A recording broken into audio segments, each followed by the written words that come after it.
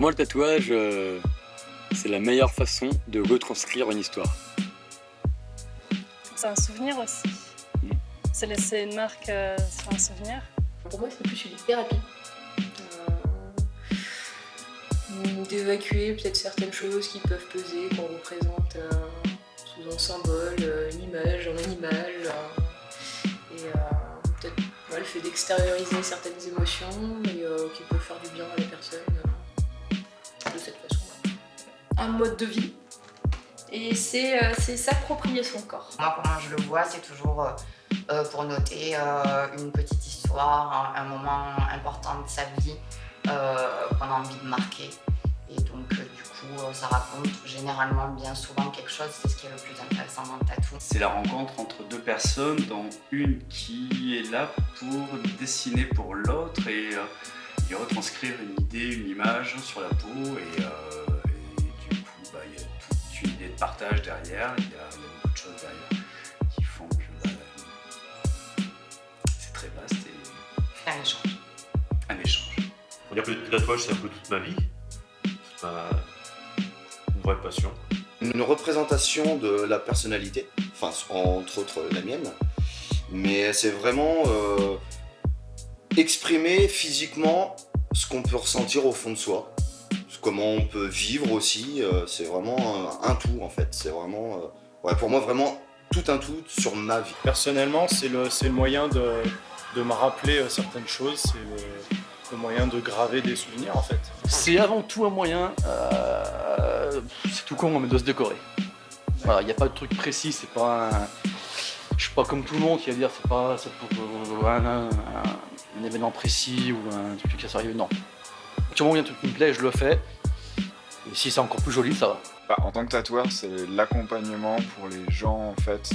T'es là, t'as ce médium d'artiste, tu travailles avec eux, tu travailles sur eux. T'as une relation particulière en fait. Je sais pas, pour moi c'est un peu la forme d'art la plus complète dans le sens où on est en phase totale et directe avec les gens qu'on va toucher. Et on est là en même temps pour nous s'apporter quelque chose. Pour beaucoup, c'est une forme de thérapie personnelle. Au moment où ils ont commencé à tatouer, ça a sauvé beaucoup de monde de beaucoup de situations. Et ça permet aussi aux gens de passer un moment sous forme d'exécutoire en fait, pour les bonnes choses, pour les mauvaises choses, pour marquer le temps et ce qu'ils ont de marquer. Pour moi, c'est avant tout une armure, un talisman, quelque chose qui sert vraiment à se protéger du reste du monde. Comme une couverture en fait, sur soi. C'est une passion qui est arrivée assez jeune, mais je crois vraiment que avant tout c'est une passion. C'est vraiment le numéro 1, c'est vraiment ça. Et si c'était pas ça, je pense que ça serait, on passerait des journées un peu longues. Parce qu'on fait que ça et que ça. Le tatouage est une des premières formes artistiques connues. On pense souvent à tort que l'art du tatouage est récent. Bien qu'impossible à dater réellement, le tatouage remonte aux premières civilisations. Nous savons en effet que l'homme préhistorique appliquait dans des plaies ouvertes de la poudre de charbon afin que ces derniers restent visibles à tout jamais. Et la technique de tatouage, comme nous pouvons l'entendre, est identifiable chez Otzi, l'homme de l'âge du cuivre européen, à savoir environ 3300 ans avant Jésus-Christ, qui a été découvert dans la glace des Alpes en 1991. Rite spirituel, tatouage curatif, trophée de guerre, identification ou simple ornement décoratif, la signification culturelle du tatou est aussi variée que son impact émotionnel. Après la préhistoire, c'est chez les Égyptiens que nous pourrons retrouver des œuvres dans des sarcophages. En Asie, le tatouage se développe beaucoup au Japon. L'art est transcendé. Il permet pour une catégorie sociale peu aisée de s'exprimer afin de contrer les lois très strictes qui autorisaient les familles riches à porter des kimonos ornés de broderies détaillées.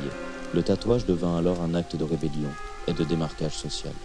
Les pièces étaient très élaborées mais complètement masquées par le port d'une tenue ordinaire. C'est au Japon que les techniques se sont beaucoup améliorées. Dans un pays où l'on tend à l'uniformité culturelle, ironiquement, le tatouage a trouvé une place bien importante, passant d'actes de rébellion à identification d'actes malfamés chez les Yakuza, pour enfin terminer à des pièces artistiques recouvrant tout le corps et évoluant tout au long de la vie de l'individu, racontant des histoires et permettant d'élever l'âme au plus haut point. Pour ce qui est de l'Occident, l'époque romaine tenta en vain d'éradiquer le tatouage. Ainsi, ce dernier a failli disparaître au cours du IVe siècle. Bien que quelques érudits continuèrent de se tatouer, Au risque d'une persécution amplifiée avec la montée du judéo-christianisme, le tatouage prit alors une dimension plus guerrière en Europe, notamment chez les Romains expatriés, ou les peuples celtes qui se tatouaient en respect des terres conquises. L'Occident se voit plongé dans une période longue de plus d'1 millénaire où le tatouage était très mal perçu. Il faudra attendre le XVIIIe siècle afin de retrouver un intérêt pour le tatouage, de manière malsaine, avec notamment la découverte de la Nouvelle-Zélande par James Cook et la mise en avant des tatouages des Maoris. Dans les îles du Pacifique, le tatouage, plus qu'un art, est une véritable croyance spirituelle. Il permet d'identifier des faits de guerre ou sexuels. Il est aussi un moyen d'accompagner les âmes dans l'au-delà ou bien de guider les vivants sur les chemins à emprunter. Alors, en fait, moi, donc il y a 7 ans, j'ai eu un cancer du sein. Donc, avec chimio, rayons, etc. Donc déjà, c'est compliqué en tant que femme, parce que même si à cette époque-là, on m'avait fait juste une petite opération, la chimio, ça chamboule vraiment le corps et le regard sur soi est compliqué, perdre des cheveux, etc. Tout ça. En fait, j'ai fait une récidive 2 ans plus tard, où là, on m'a fait une mastectomie. Donc là, pour une nana, c'est compliqué, la féminité, etc. Et donc dans le processus de reconstruction avec les chirurgiennes, pour refaire un sein, elle m'explique qu'à la fin du processus, elle me fera un tatouage du mamelon pour reconstituer un mamelon. Et là, je me suis dit, mais c'est bizarre, parce qu'en fait, t'es chirurgienne, t'es pas tatoueuse. En plus, elle me laisse entendre qu'elle a peut-être 3 couleurs à sa disposition et que ça sera jamais comme l'original. Je me dis, mais c'est stupide, quitte à se faire tatouer, autant se faire tatouer par un vrai tatoueur. Puis là, en fait, je me suis dit, mais pourquoi faire un mamelon?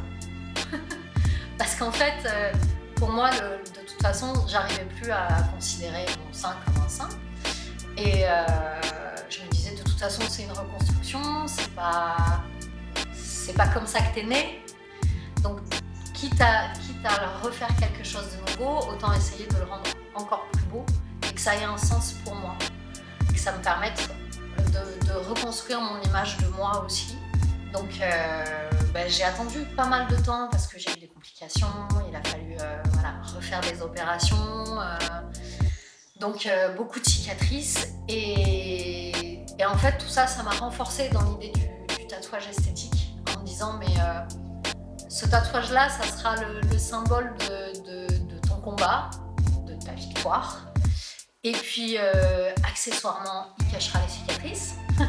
Parce que, finalement, moi, ce tatouage-là, je le vois comme une armure. C'est vraiment quelque chose qui me renforce, qui va me permettre de tourner définitivement la page. Et pour moi, ma reconstruction, elle sera terminée quand le tatouage sera terminé. Et là, je pourrais dire, c'est bon.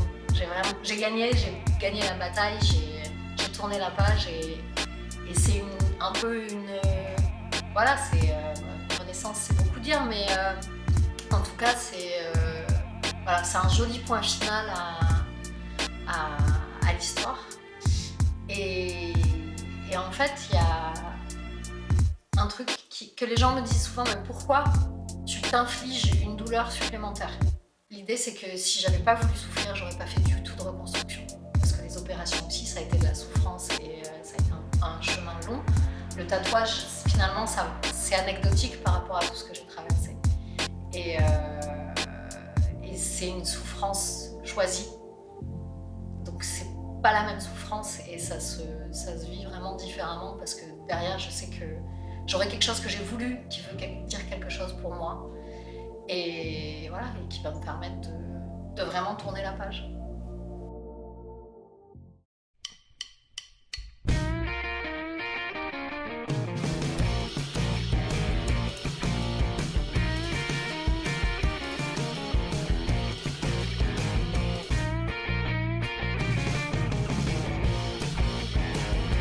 Pas du tout la vocation de tatoueur à la base. Je faisais beaucoup de sport et je voulais partir aux États-Unis en fait, faire du skate. Et le skate, il y a toujours eu ce lien avec le tatouage. Depuis que je suis gamin, je faisais du skate avec quelqu'un qui est tatoueur à Metz depuis des années en fait. Et j'ai toujours aimé ça, j'ai toujours trouvé ça super cool, les gars tatoués dans les skateparks et tout. Ah, ça faisait bien, j'aimais ça. Je dessinais déjà, je dessinais sur mes planches, je les peignais. Voilà, je redessinais les planches que je pouvais pas m'acheter sur mes planches. Et ça a commencé comme ça, le dessin. Et du coup, on m'a dit comme ça, tout bêtement, en sortant d'une salle de classe au lycée, on m'a dit, mais t'es toujours en train de dessiner, pourquoi tu fais pas tatoueur? Et sur le coup, je me suis dit, connerie quoi, je peux pas moi prendre des aiguilles et aller faire mal aux gens. J'avais peur de ça en fait, j'avais peur de faire mal aux gens. C'est pas le résultat me plaisait, dans l'idée ça me plaisait, mais j'avais peur d'infliger une douleur, je voulais pas être responsable de ça. Et puis ça m'a trotté en fait, ça m'a trotté et je l'ai fait à l'ancienne. Je me suis beaucoup renseigné, j'ai beaucoup lu, j'ai commencé par lire tous les bouquins, enfin, tout ce qu'on trouvait en documentation sur internet au niveau des règles d'hygiène, tout ça en fait. J'ai commencé par là.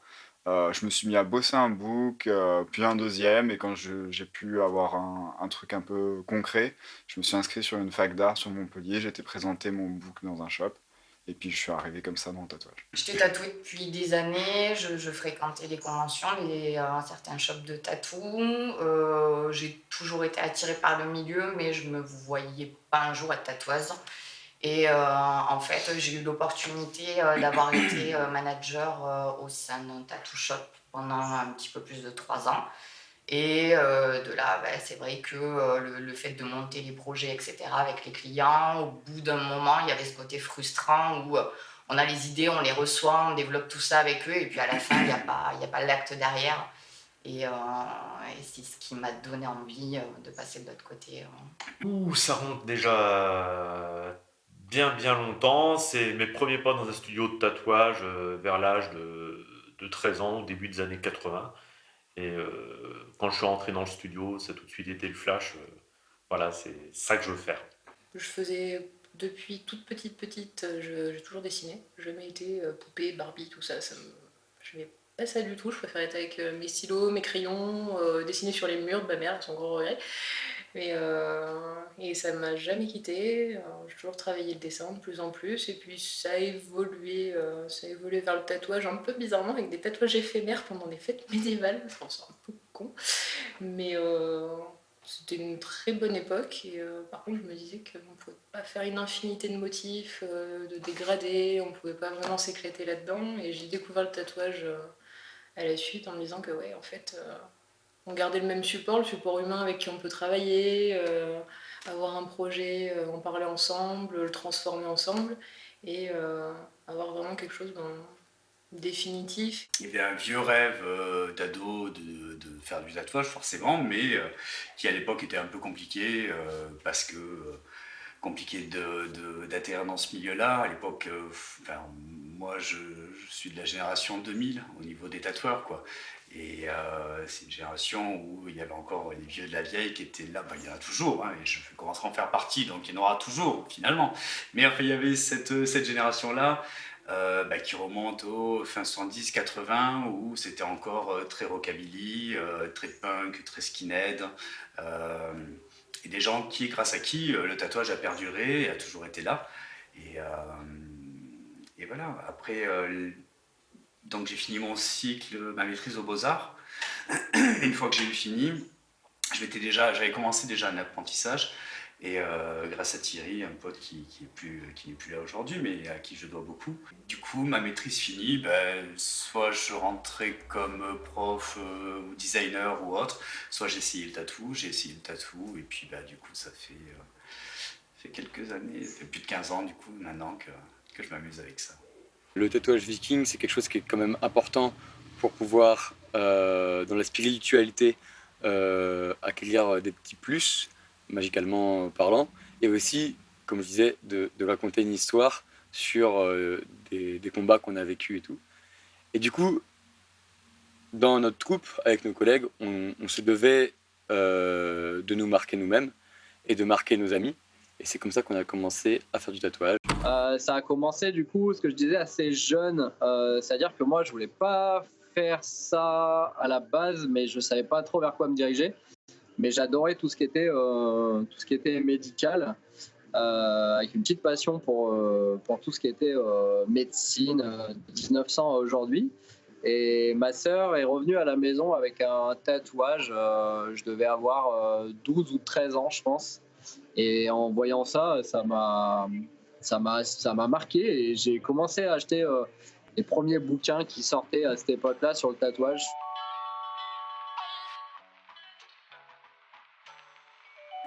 On parle de tatouage toujours. Ma première fois stressante, on parle de tatouage.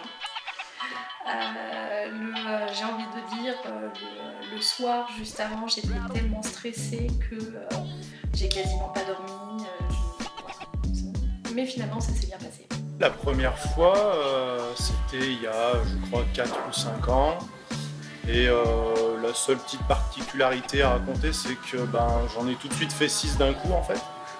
Donc voilà, c'était plein de petits logos auxquels j'avais pensé et auxquels je tenais.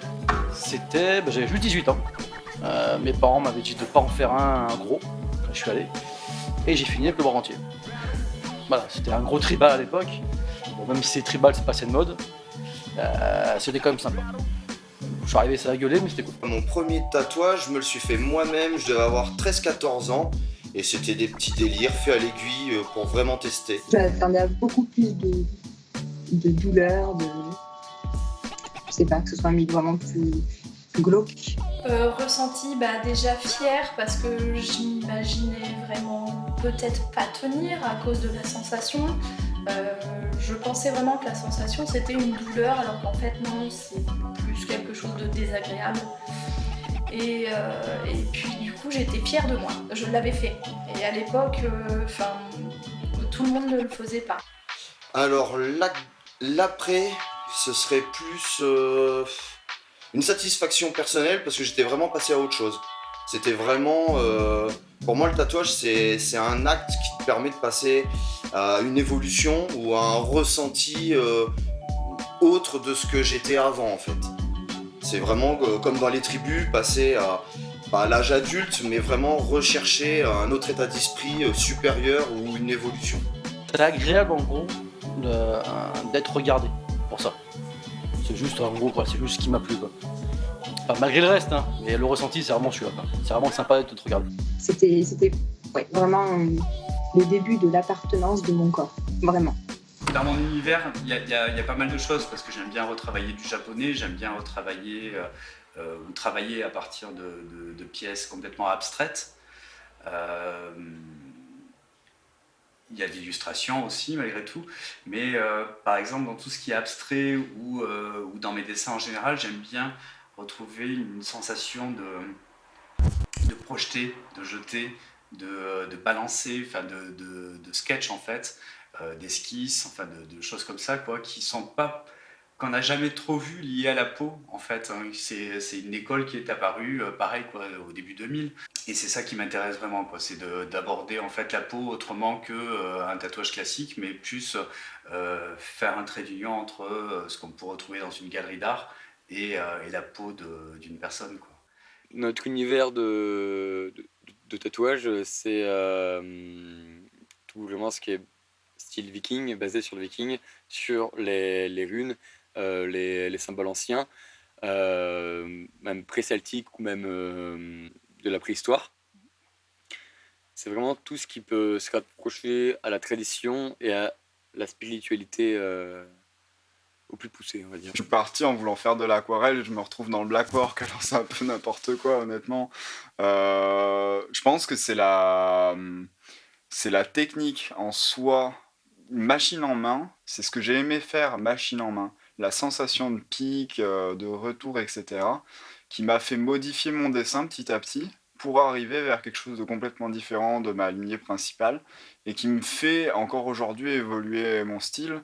Et mon dessin, comme de toute façon, je le souhaite, évolue, mon travail change et changera encore. Je pense qu'on n'est pas figé exactement. Après, je m'oriente dans le blackwork. J'aime beaucoup la géométrie, je m'inspire de pas mal de choses. J'essaie pas de respecter des codes, en fait. Je me dis pas, voilà, t'es dans le blackwork, faut que tu fasses ça, comme ça, comme ça. Ça, c'est à la mode, je m'en fous. Petits animaux mignons, tout ça, là, c'est vraiment quelque chose que j'adore parce que j'ai toujours été très proche de la nature, alors sans parler hippie, cool, tout ça, mais j'ai toujours aimé les animaux et vraiment les dessiner, c'est quelque chose qui m'éclate toujours autant. Et après, je suis partie un petit peu sur le géométrique, mixer un petit peu les deux. Pour faire des fonds tout en gardant les animaux toujours, vraiment j'adore ça. Et alors je sais pas si c'est mon univers à moi, mais c'est vraiment quelque chose que j'aime bien faire. Comme j'ai appris au début, et c'était avec un peu un biker, j'ai appris à tout faire. C'est-à-dire que quand il y avait un client qui arrivait, il y a une vingtaine d'années, on faisait du dauphin, de l'indien, du maori, du tribal, on faisait vraiment de tout. Il fallait qu'on travaille et qu'on mange, donc on prenait tous les styles de tatouage qui existaient. Et fur et à mesure du temps, je me suis dirigé vers le tatou réaliste. Je suis quelqu'un d'assez... j'adore les détails, j'adore passer du temps sur ces détails-là. Et du coup, dans le tatou réaliste, le fait de ne pas avoir le droit à l'erreur, d'avoir vraiment la pression avant le tatou, j'ai trouvé ça m'a mis, je sais pas comment dire, ça m'a mis une pression qui était, je trouve, très agréable. Du coup, le fait de pas avoir le droit à cette erreur et avoir la minutie des détails dans tout ce que tu dois faire. Et du coup, j'ai vraiment adoré faire ce style. Et du coup, vu que j'ai adoré faire ce style, la première fois que j'en ai fait, j'ai réessayé. Et au fur et à mesure, je me suis vraiment penché uniquement sur ce style-là. Mes sources d'inspiration, ça va être principalement tout ce qui va être pictural, enfin. Donc ça va être de la bande dessinée, par exemple, à la sculpture, en passant par de la peinture.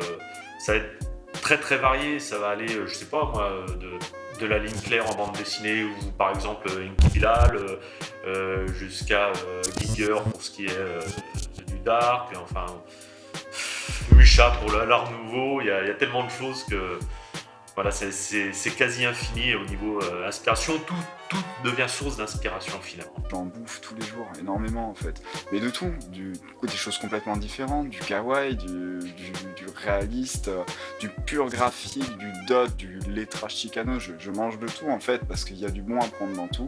On est inspiré pas mal par d'autres tatoueurs, qui sont eux des amis de Copenhague ou du sud de la France, du travail effectué, du style particulier qu'ils peuvent avoir.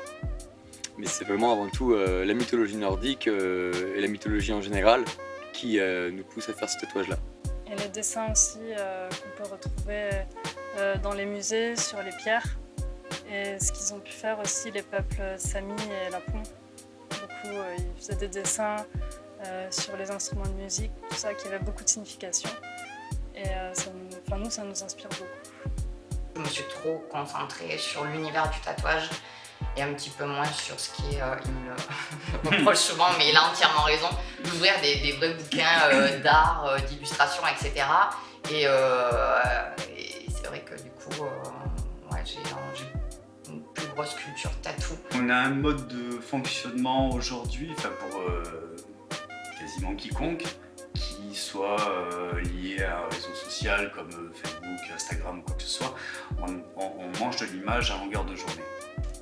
Donc forcément, tu t'intéresses aux tatoueurs, mais c'est là où c'est important, et comme je peux te le dire, comme je l'ai dit, mais à 10 000 tatoueurs qui finalement tournent des fois en boucle, parce que tout ce qui les intéresse, c'est ce que font les autres tatoueurs. C'est pas ça, le principe reste, à mon goût en tout cas, qu'il y a un échange, parce que je peux voir aussi malgré tout des mecs de la com, de la pub qui viennent chercher dans le tatouage des choses qu'on a pu développer, et il y a des échanges comme ça qui doivent se faire à mon goût, quoi. C'est plus aller puiser dans un artiste, mais pictural ou de sculpture ou de choses comme ça. C'est pareil, quoi. Il y a 10 000 personnes, quoi. La musique m'intéresse, le ciné m'intéresse. Te dire après c'est telle chose, c'est très compliqué pour moi. C'est un peu difficile parce que c'est pareil, j'aime énormément de choses, à commencer par ma plus tendre enfance. Du coup, j'ai commencé par kiffer tout ce qui était effets spéciaux de cinéma. Donc artistique ou pas, là il y a la grande question. J'ai vraiment kiffé ce genre de truc et le cinéma d'horreur. Après, ça en découlait tout ce qui était livre sur tout ce qui était illustration de pochettes de films d'horreur, pas les nouveaux films d'horreur, vraiment plutôt les anciens de 70 à 90. Et ça a décliné sur plein de choses comme la fabrication de membres en silicone comme celui-là, et commencer à pouvoir tatouer dessus. J'aime bien découvrir des nouveaux trucs tout le temps. Je suis pas fixé sur un seul truc. J'aime vraiment plein de choses.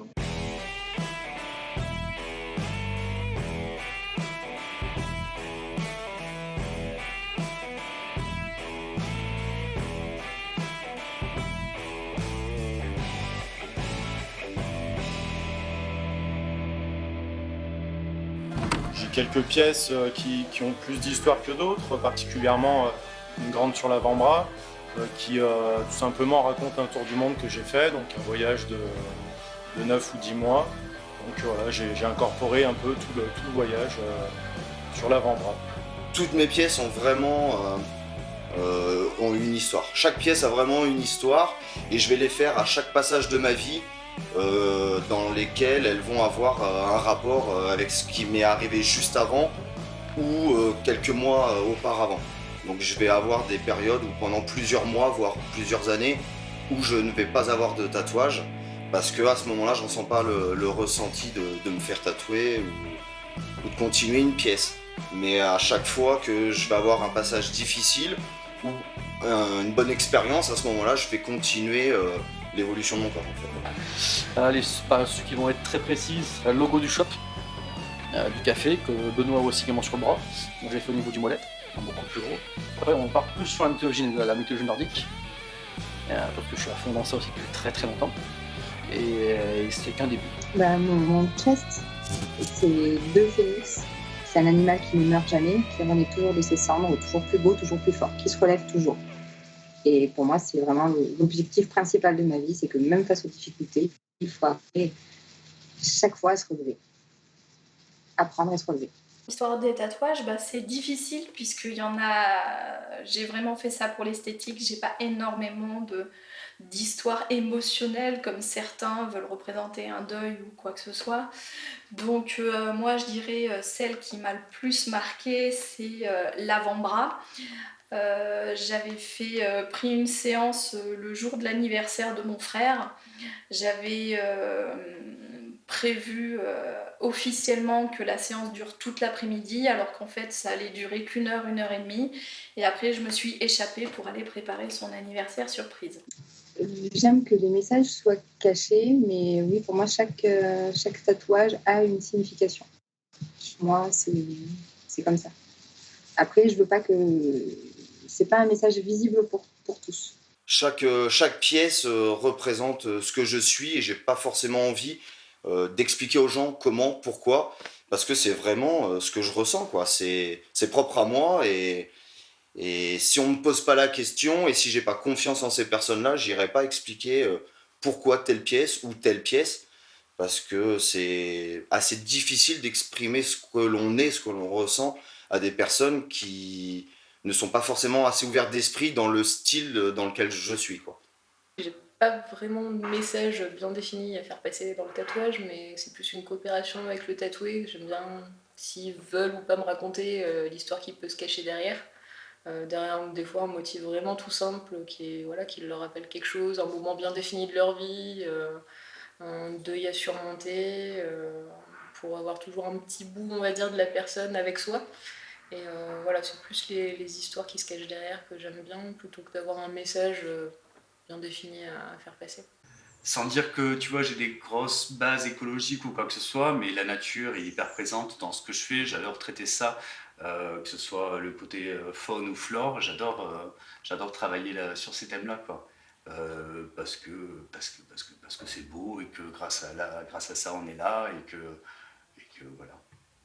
C'est pas trop démago. Pendant des années j'ai fait des arbres. Enfin je fais toujours des fleurs et je m'en lasse pas quoi. J'adore ça quoi.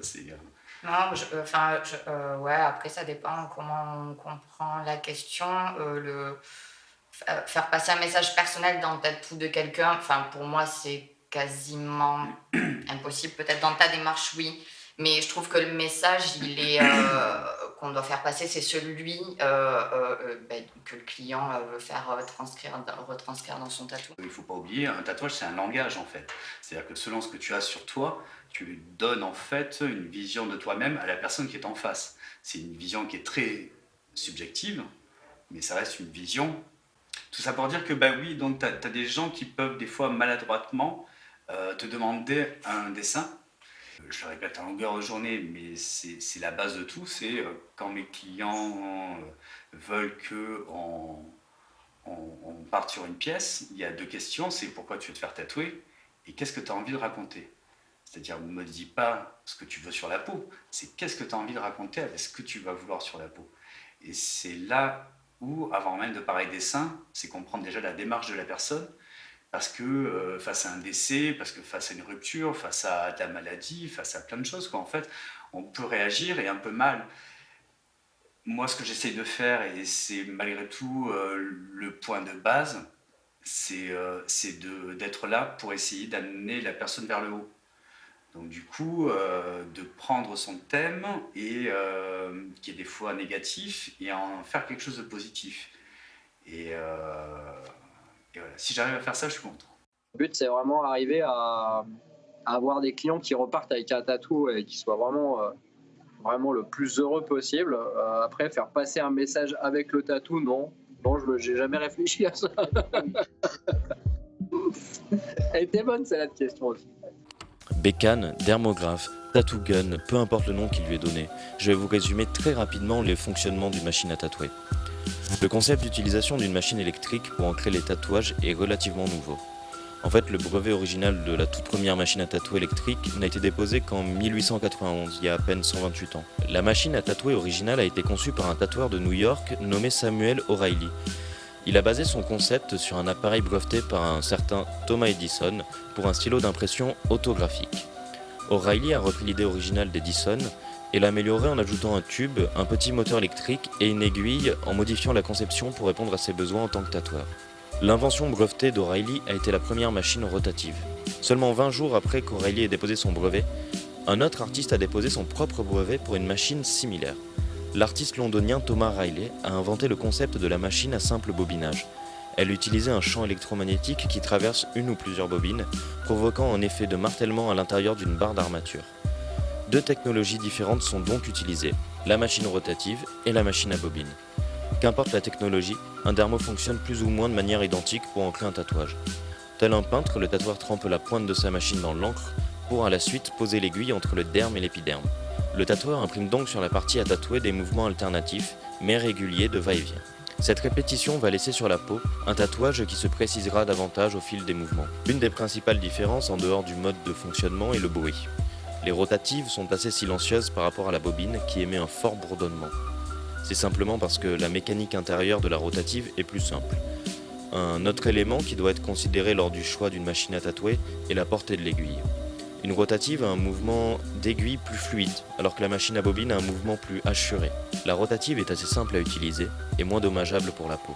Mais elle n'a pas autant de punch et de recul qu'une machine à bobine, et par conséquent, elle n'est pas aussi efficace avec des aiguilles plus larges. La rotative est appréciée pour sa légèreté, son faible entretien et son mouvement rapide de l'aiguille. Là où la bobine est souvent préférée pour le travail des lignes complexes, fines et lisses, ou bien pour les ombrages car elle permet beaucoup plus de variété via ses réglages, mais demandera plus d'entretien que son homologue. Quand il s'agit de choisir entre les deux types de machines, il n'y a pas de bonne réponse. Le tatoueur préférera l'une ou l'autre pour des raisons qui lui sont propres. Alors au niveau du matériel que j'utilise,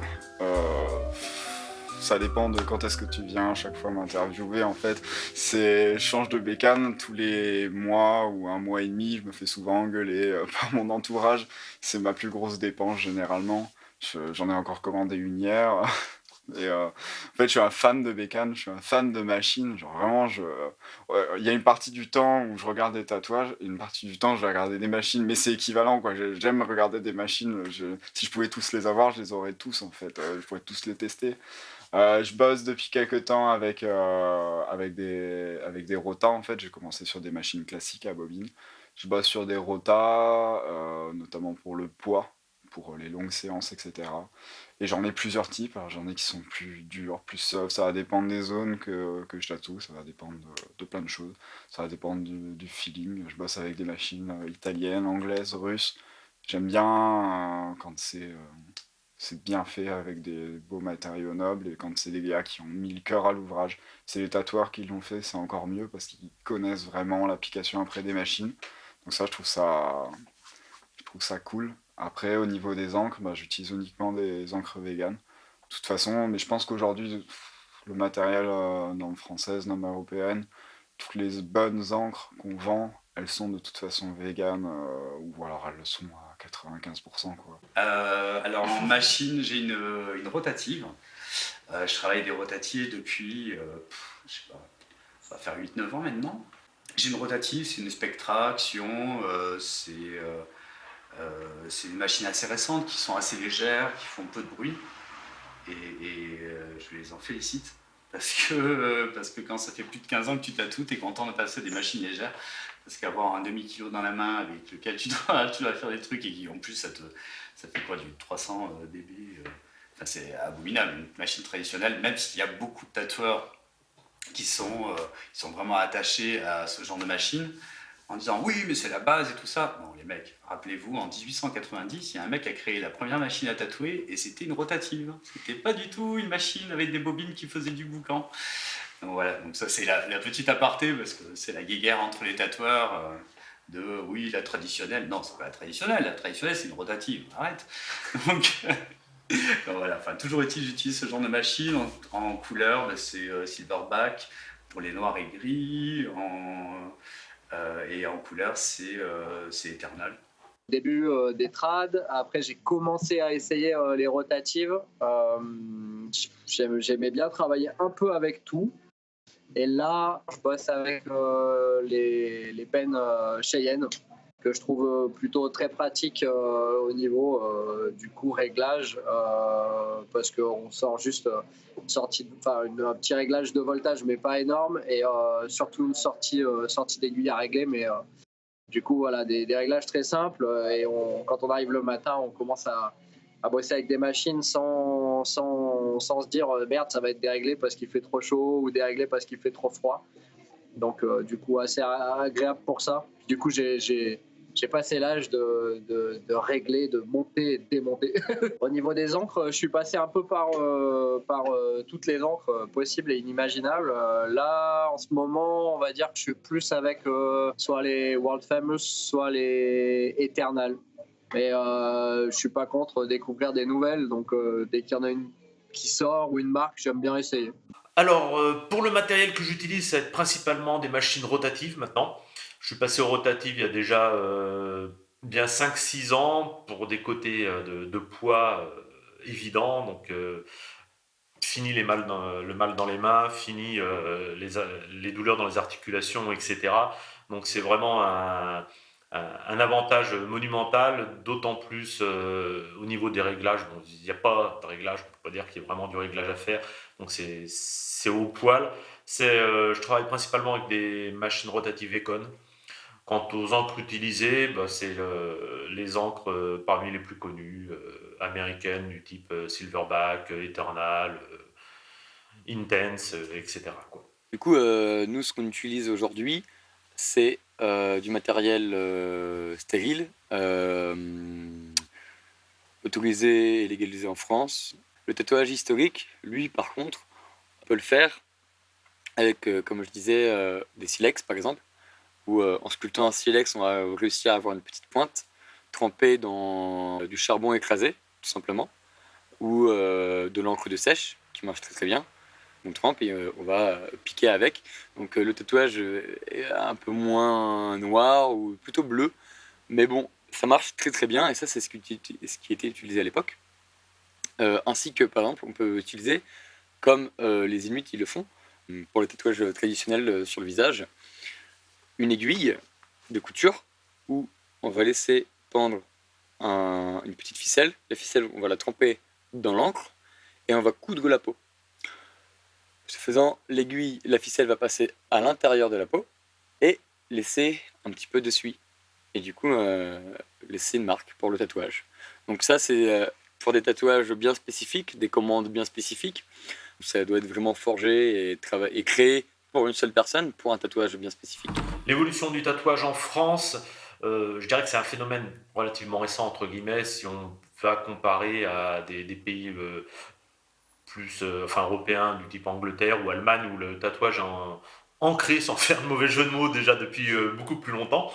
Et donc en France, c'est nouveau et je pense que c'est un grand boom en pleine effervescence.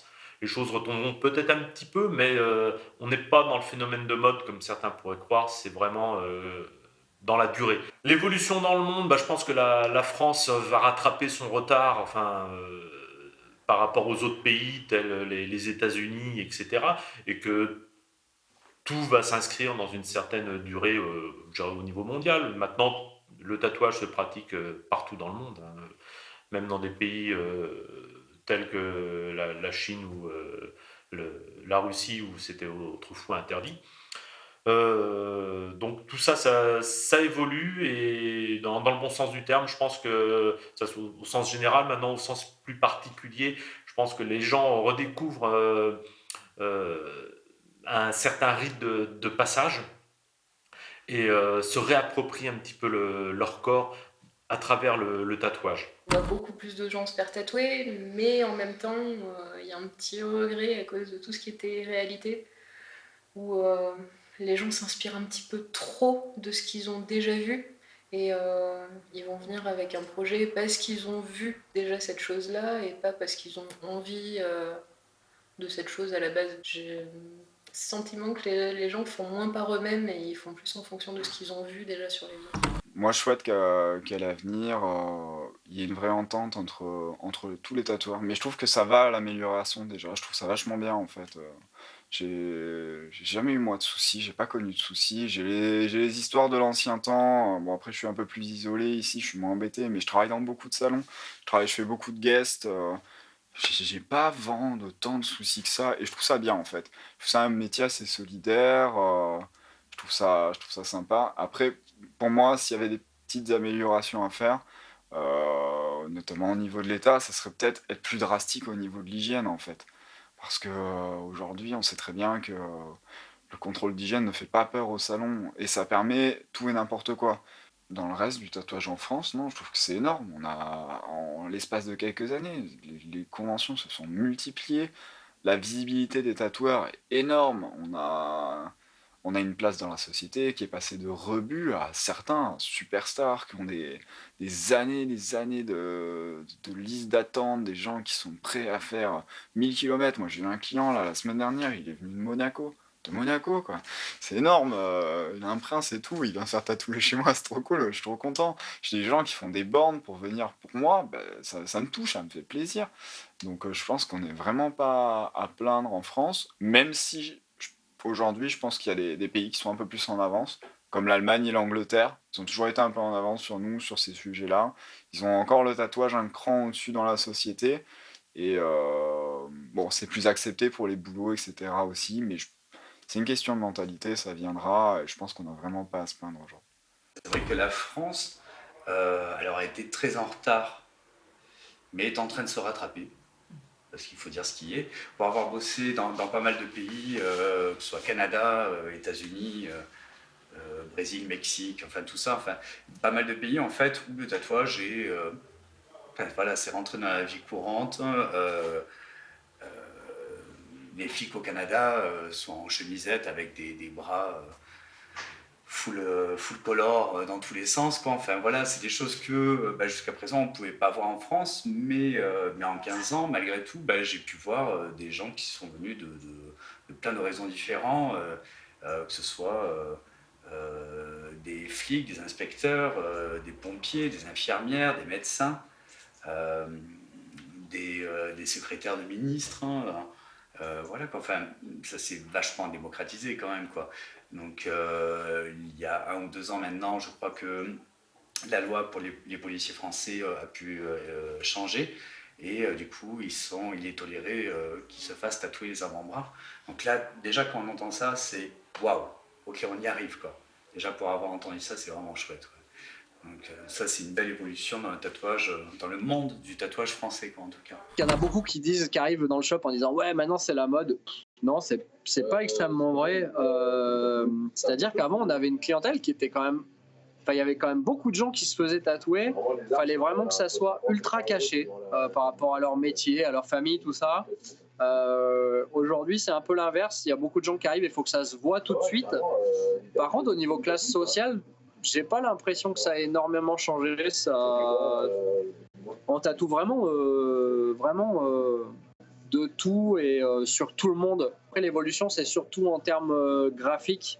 C'est-à-dire qu'avant, on avait des encres qu'on pouvait fabriquer nous ou acheter, mais on n'en trouvait pas énormément. Le matériel, c'était un peu plus compliqué aussi.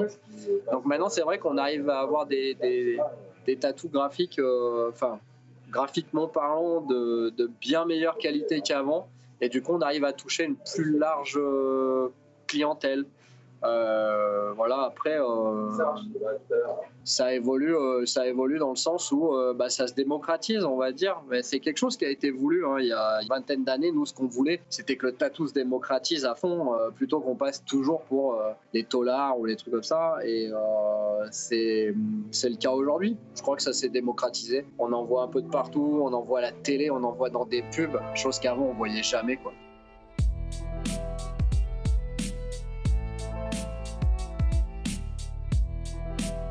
En anecdote croustillante, je me rappellerai quand même pas mal la fois où un client rentre, me dit pas bonjour, se regarde dans la glace, s'examine, se retourne vers moi en me disant « Qu'est-ce que vous pourriez me faire sur le front ?» Alors je suis désolée si le mec regarde ça un jour, hein, mais j'ai quand même souvenir où on m'avait dit, et comme ça, vraiment juste une question comme ça. Si vous faites le tatouage de mon père, mais après comme ça vite fait, hein, sans changer d'aiguille, hein, vous pouvez juste me retoucher mon truc là, mais pas besoin de changer d'aiguille, hein, parce que moi je fais ça dans les caves d'habitude, vous savez, je crains rien. D'accord, puis là t'as envie de lui dire, mais du coup les patites c'est sur place ou emporté, c'est... Je me suis fait tatouer tout le mollet, et en fait sur mon mollet il n'y a rien du tout à part tout le mollet, écrit réellement en 3 mots. Ce petit logo qui apparaît sur le bras gauche, simplement c'est un street artiste iranien que j'ai eu la chance de rencontrer quelques fois. Et je lui ai proposé de me suivre au salon et qu'il me le dessine en direct, sans savoir ce que c'est, sans savoir où c'est. Et le tatoueur est directement repassé dessus. On m'a déjà demandé de tatouer une date de décès de quelqu'un pas encore mort. Je viens après ma clope et tout, et puis je vais pour bosser, et puis la fille donc, qui accompagnait était en train de discuter avec ma cliente. Puis j'arrive là, et elle me regarde et me dit « C'est toi Belly Button ?» Je dis « Oui, je peux te toucher. » Bon voilà. Qu'est-ce que tu veux vivre après ça d'abord moi ça m'est arrivé une fois dans ma vie, c'est cool quoi. Et il y a plein de conneries que je fais avec des amis, parce que le tatouage aussi ça se partage, donc genre ce que j'ai sur les jambes, j'ai plein de conneries que je pourrais montrer éventuellement, qui sont assez sympas quoi. Je me suis fait tatouer le mollet sur une convention de tatouage. Et je me rappelle du tatoueur qui me disait « Montre pas que tu souffres ». J'ai passé 5h30 à serrer les dents et à sourire aux passants. Moi, je devais tatouer un sexe d'homme. Il fallait que je fasse exactement le même tatou que le sexe de son copain. Et du coup, je tatouais le sexe de celui qui voulait son tatou. Et l'autre était à poil à côté en train de me montrer le modèle. Et ça, j'ai trouvé ça vraiment cool. Et un petit mot pour la fin. Faites ce que vous avez envie, pour vous, pas pour les autres, et surtout pas pour une image. Bon. Merci à toi déjà pour m'avoir prêté ton dos pendant quelques heures. Merci à tous ceux qui ont cru en moi. Merci à tous ceux avec qui j'ai tatoué. Passez nous voir dans notre village. Ce serait avec plaisir qu'on vous accueillerait, on vous ferait visiter cet endroit pour un tatouage ou pas, et puis skol. Longue vie au tatouage. Ratatouille. Oh putain, ça c'est la pire des questions, ça. Attends, faut que je cherche. Ah ouais, si, là, si, ouais. T'as déjà vu une histoire sans fin? Bite. Chat. Ok. Et voilà, après plus d'1 an de travail, des centaines de mails envoyés, des centaines de kilomètres parcourus dans la France entière et une dizaine de portraits, ce documentaire touche à sa fin. C'est non sans émotion que j'ai écrit ces lignes. Et j'aurais aimé faire plus. J'aurais aimé pouvoir contacter un ancien déporté juif afin de parler du tatouage subi. J'aurais aimé avoir eu la chance de rencontrer un dermatologue neutre qui nous aurait expliqué l'impact du tatouage sur la santé. J'aurais aussi aimé avoir l'avis de personnes contre le tatouage afin de balayer entièrement la culture tatou. Aussi traiter la question écologique du recyclage des aiguilles et autres matériels utilisés. Je voulais que Link soit aussi axé sur l'humain. En effet, tatoueur, tatoué ou non, c'est vous qui faites vivre la culture tatouage, et pour cela je vous en remercie. Donc voilà, je ne sais pas réellement comment terminer ce documentaire à part avec un simple mot qui ne veut à la fois rien et tout dire. Merci.